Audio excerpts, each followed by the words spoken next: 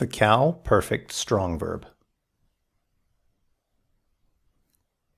The Cal verb is the most common type of verb in the Hebrew Bible, constituting more than 2/3 of all verb occurrences. Because of this, we use it as the basis for our study of verbs, and so it's important as we get started that we take special care in learning the Cal and learning it well. All of the other derived stems will be compared to the Cal verb. So take care and put extra time into learning the Cal verb. We begin today with the Cal perfect strong verb. The Cal perfect strong verb. And we will look at verb valency, the perfect conjugation specifically. What does it mean? What is verbal aspect? We'll talk about the Cal perfect paradigm, the bit that we must memorize. And then we'll look at special exceptions to the behavior of the Cal perfect with certain types of verbs, those ending in tav, those ending in nun, and then stative verbs. And finally, we'll look at parsing, negation, and the particle hine.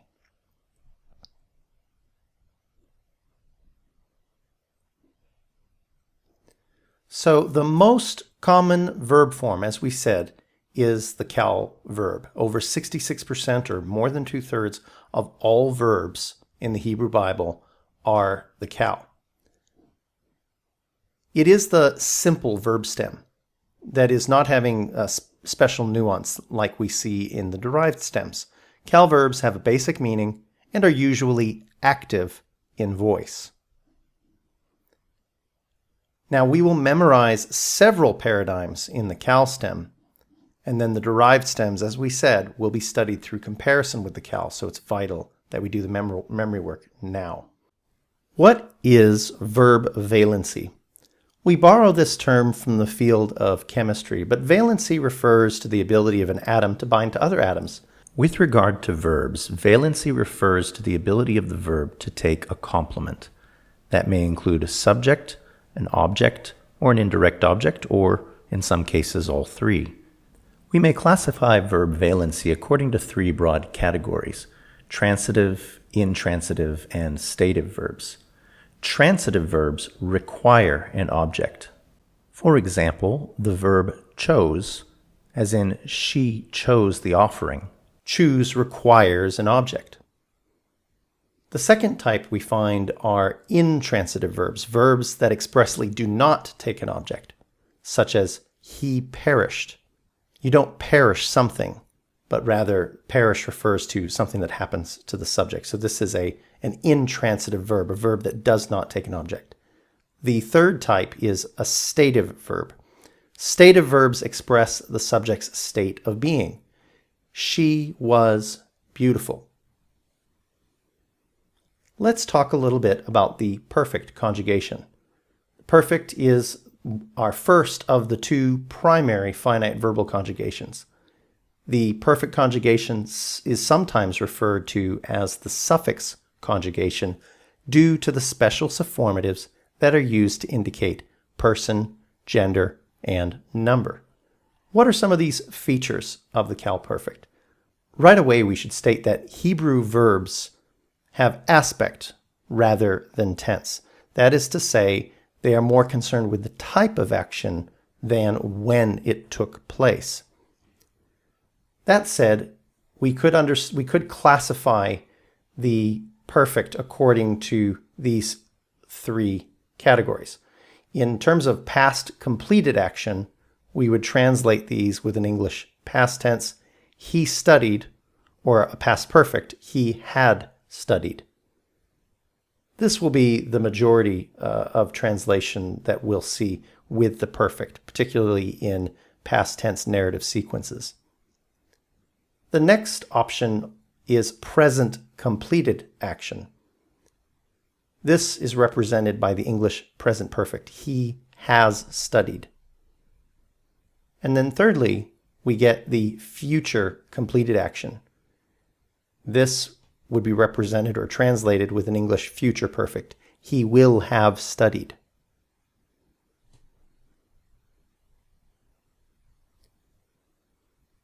With respect to stative verbs, we would find that these get translated using an English present tense. He is wise, very often. With verbs of perception, these will often find translation in the English present. He loves, he knows, and so on. Another category you won't find in your textbook is that of the prophetic perfect. This is presenting future events as if they have already happened. We'll look at some examples of this in future lectures.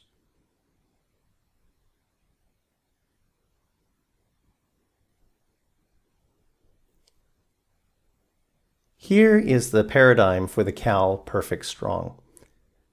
It is important to note that exact memorization of all parts of the paradigm is essential, both the consonants and the vowel pointing, or the nikud. You must memorize this paradigm exactly. Failure to do so will jeopardize your performance in future studies, future chapters, where we make comparisons to the Cal Perfect and later the Cal Imperfect. So it is absolutely essential that you memorize this paradigm exactly. What I would encourage you to do is to memorize both the pronunciation of the paradigm so that you can pronounce it and hear yourself pronouncing it, but also to practice writing it down as many times as necessary until you know it perfectly well. Let's read it together. And you'll notice that it begins from the third masculine singular and then proceeds down to the first person forms and then back into the plurals from third down to second down to first again. This is fairly typical of many Semitic languages. But let's begin at the top with the third masculine singular. Katal. Katal. He killed.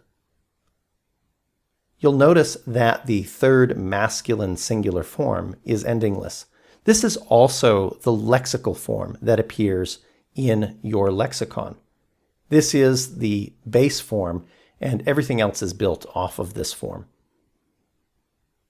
The third feminine singular, you'll note, has the sufformative a. This should be familiar. We've seen this with nouns. So, katla, katala. She killed.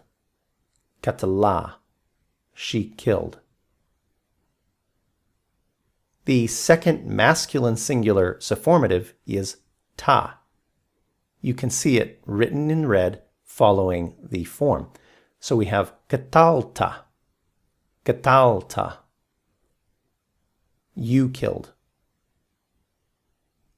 The second feminine singular form has a t suffix. And you can see it indicated in red following the root.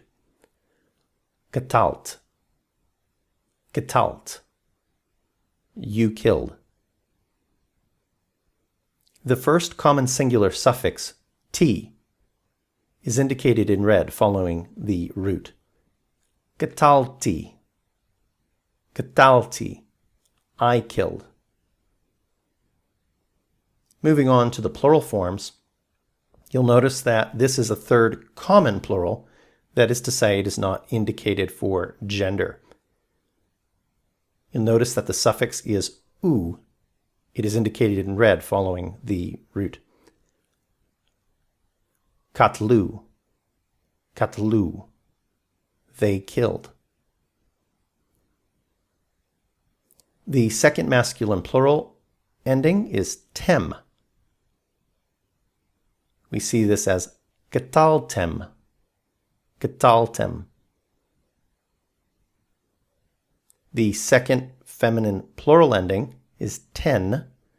Notice that the feminine ending ends in a nun, the masculine ends in a mem. We've seen this before with our study of pronominal suffixes. A very similar thing going on there. There are some subtle differences, but this difference should help you to distinguish the genders here. Katalten. Katalten. You killed. Finally, we have the first common plural form ending nu. Katalnu. Katalnu, we killed.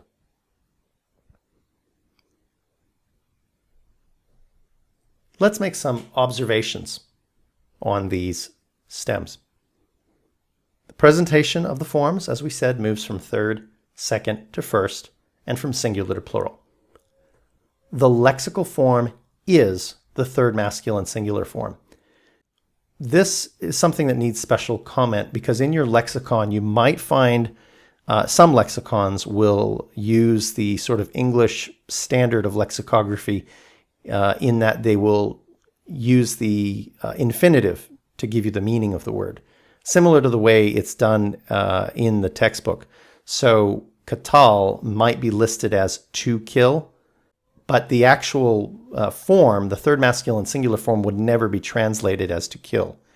Rather, you would inflect the translation according to the third person, he, third person masculine singular, he, and then the verb meaning, killed. He killed. Don't ever translate your verbs as to kill unless it's indeed an infinitive, and we'll get to those in some chapters to come. But this form that you see here, katal, actually means he killed. Three forms are listed as common: the first common singular, the first common plural, and the third common plural. So those forms are not inflected for gender. You would use the same form whether masculine or feminine subjects are involved. Note the presence of the meteg in the third feminine singular and third common plural forms. Let's go back and look at that for a moment. You can see there on the third feminine singular, the kametz under the kof has a meteg next to it. That meteg is there to indicate that we're looking at kametz and not kametz hatuf. Similarly, in the third common plural form, we have katalu, which is not kotlu, but katlu. It's a long A vowel rather than the short O that you expect sometimes in a syllable like this. So it's accented. That meteg is there to distinguish kametz from kametz hatuf in situations where there may be some confusion.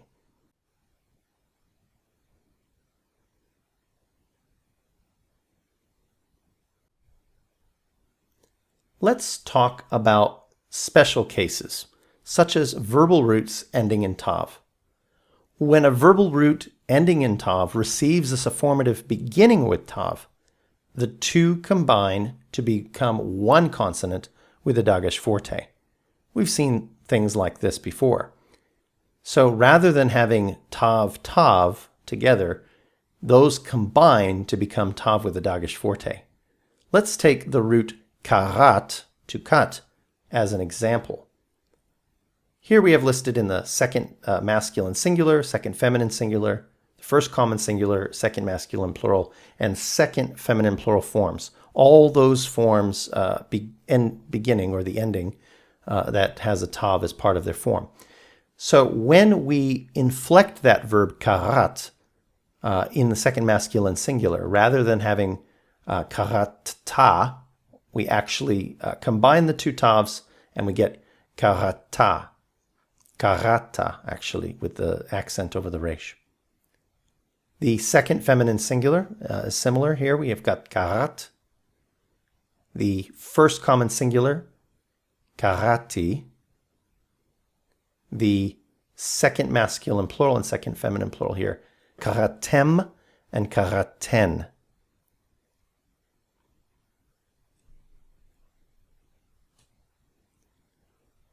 For verbal roots ending in nun, these need special attention as well.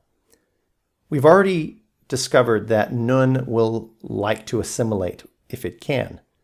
When a verbal root ending in nun receives the first common plural perfect sufformative beginning with a nun, the two become one with dagesh forte. So rather than having nun, we get nun with dagesh forte. So take our root shekan, to dwell. as our example here. In the first common plural, this would be written as shikanu. Shikanu.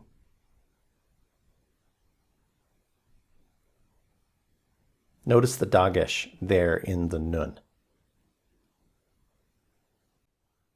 For verbal roots ending in nun, when the nun receives a suffix beginning with tav, the nun assimilates into the tav. So instead of writing nun tav, we get a tav with the dagesh forte. Let's take the root natan as our example. He gave.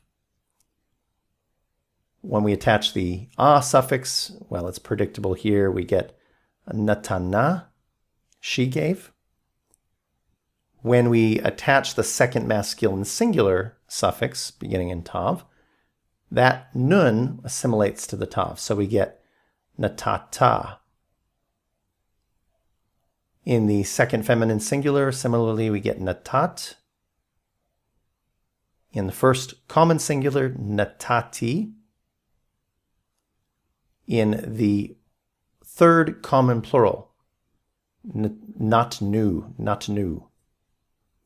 This one you have to be careful with because it's very easy to confuse with the first common plural suffix. For the second masculine plural, we get natantem. For the second masculine plural, we get natatem. For the second feminine plural, nataten. And then finally, for the first common plural, natanu. Notice the difference here between the first common plural, where we've got a dagesh forte in the nun, and the third common plural, where there is no dagesh, and the vowels are quite different as well. So natanu in the third common plural, and natanu in the first common plural.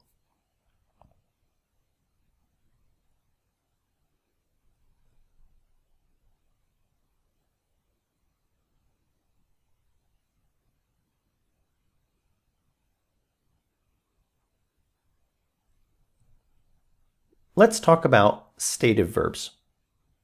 The stative verbs require special attention as there are three different classes of stative verbs. Those that take the patach as their stem vowel. When we refer to the stem vowel, we're referring to the vowel under the second consonant of the verbal root. In this case, the dalet or the kaf. So gadal, the stem vowel there, is that patach under the dalet, and chacham, the stem vowel, is the patach under the kaf. Tsere stative verbs, by contrast, have a tsere as the stem vowel. Kaved, zakein. And then holam stative verbs have a holam as their stem vowel. Katon, yachol.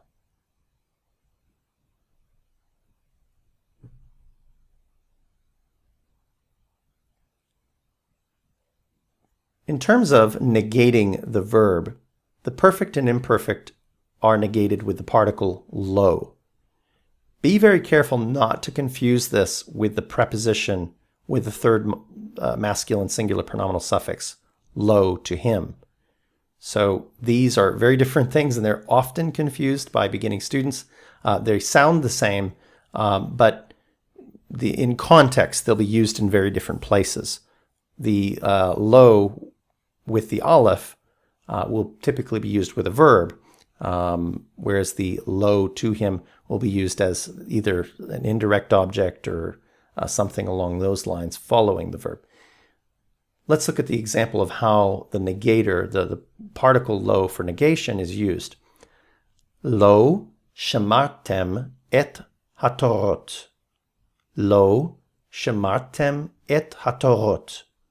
You did not observe the laws. You did not observe the laws.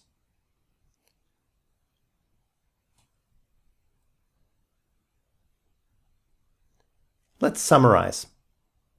As we stated, the importance of the cow paradigm is something that requires special attention, as it is going to determine your success in the remainder of the course.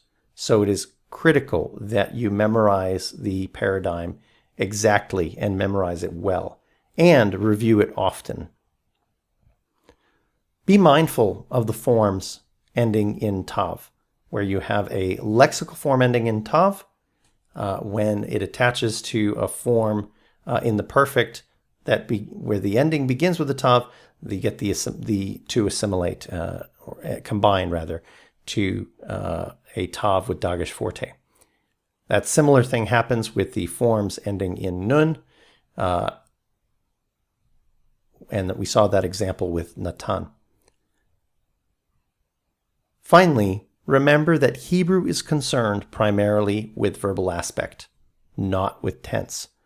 That said, perfect is most often translated with a past tense English verb, but the context will be very important for determining whether you're going to translate that perfect as a past tense verb, as a present tense verb in some cases, or as a future tense verb in other cases.